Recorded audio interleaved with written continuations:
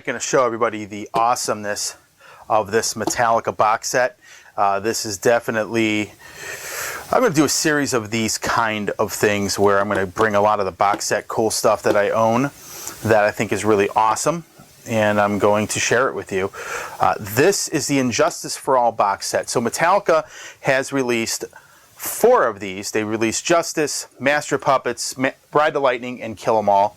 All of them have a lot of great content. I'm picking this one first because, in my opinion, this has the most cool stuff. I mean, probably because there's more in the archives. They were a much bigger band when this album came out, but I'm going to start here. Now, let me just tell you, Injustice for All is definitely not my favorite Metallica album, and the only disappointing thing I will tell you, folks, is the fact that there is no mix with the bass turned up. So that is the only disappointing part about it, but the rest of it is really cool. So I'm going to go open this thing up. It's been quite a long time since I have, but I'll kind of show you here. This was the table of contents. As you can see, I saved this. This was actually on the back of the box, but you can see there's a lot of insane stuff in this box. So the first thing, I actually put this back in order of how this was arranged when I first opened it. There's some cool patches here, and I'll show you really quick. But you got some really cool Metallica patches, which I think are really nice. Take a look here. This, and yeah, really cool stuff. And actually, you can relate some of this stuff to modern day politics when you really look at it. Where it says, their money tips or scales. Again, we've all seen that. But these are really cool things that, in my opinion, kind of add to the novelty of this whole thing. And this is something that, if you're a huge diehard fan of these albums, you definitely get. And I do like Justice. It's just not my favorite album by them. So this is a really well done remastered vinyl copy of Injustice. This is the vinyl. So basically what they did, and I'll show you this really quick, is that it almost looks like the identical vinyl that was originally sent out. You can kind of see how cool that looks. But that is what it looked like from Elektra Records, at least at the radio station I'm at. If you go back in the library, it looks pretty much identical to that, except it doesn't say Blackened Records on it there. That is, but this is it right here, folks. That's the vinyl copy of this. So this Seattle '89 show is really awesome. And by the way, let me also, before I get into the rest of this, they have a download card for all of this content here. So there's a couple of these, for example. I don't remember which live show it is.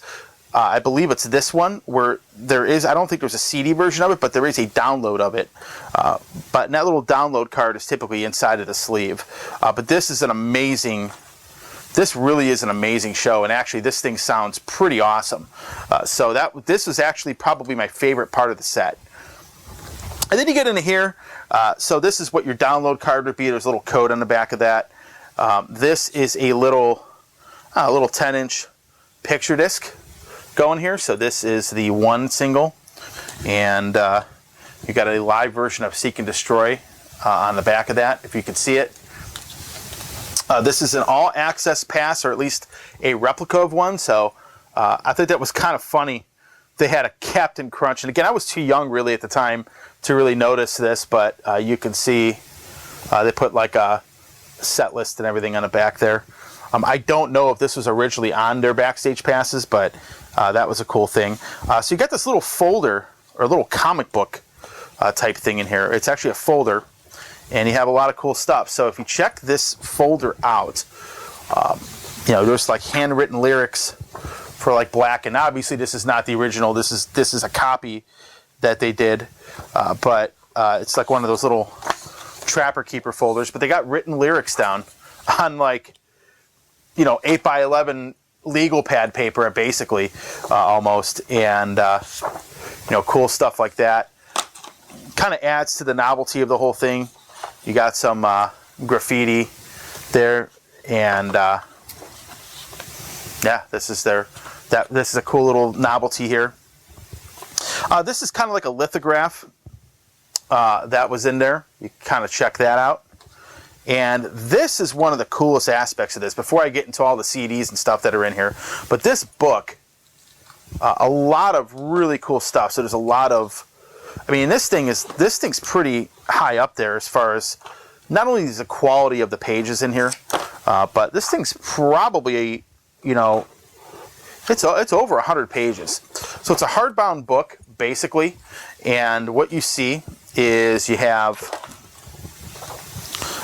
you know, a lot of cool, kind of like a Fleming Rasmussen putting his notes in there. You have a lot of different people involved with the making of the album, a lot of photos. This is some of those handwritten lyrics, things like that, them charting out the songs. But this kind of stuff is really, really cool when you look at it. And just a whole in-depth detail, the story about this entire album, basically. So I'll kind of bring this over to the forefront a little bit more.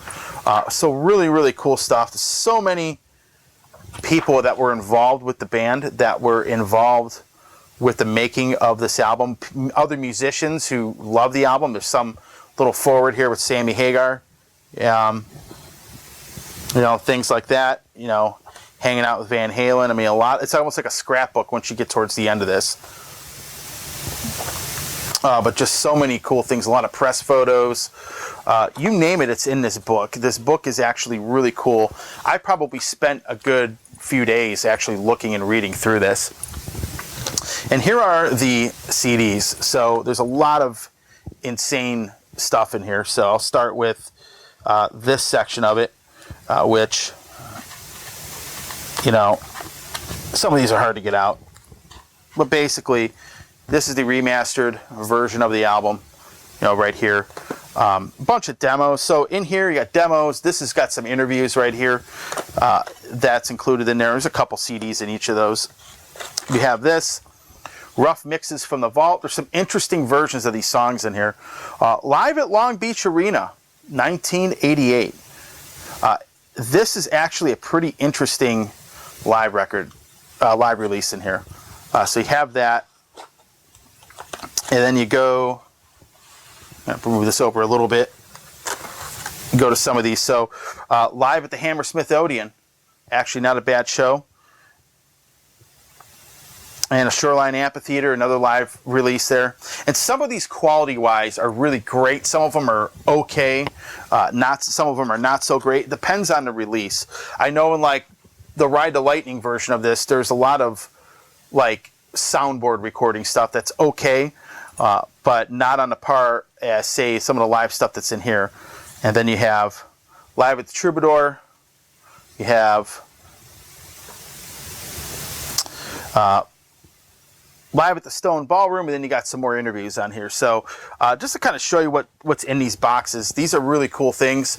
I really totally dig the way that they did these. In fact, in my opinion, I think Metallica, of any band that's out there, and granted, you know, Metallica is definitely not probably even in one of my top bands of all time, but some of their releases definitely are some of my favorites of all time, and I've always viewed them as, you know, one of the flagship metal bands, even if they may not seem like they are now with some of the material they've been coming out with, even though the last album was pretty good.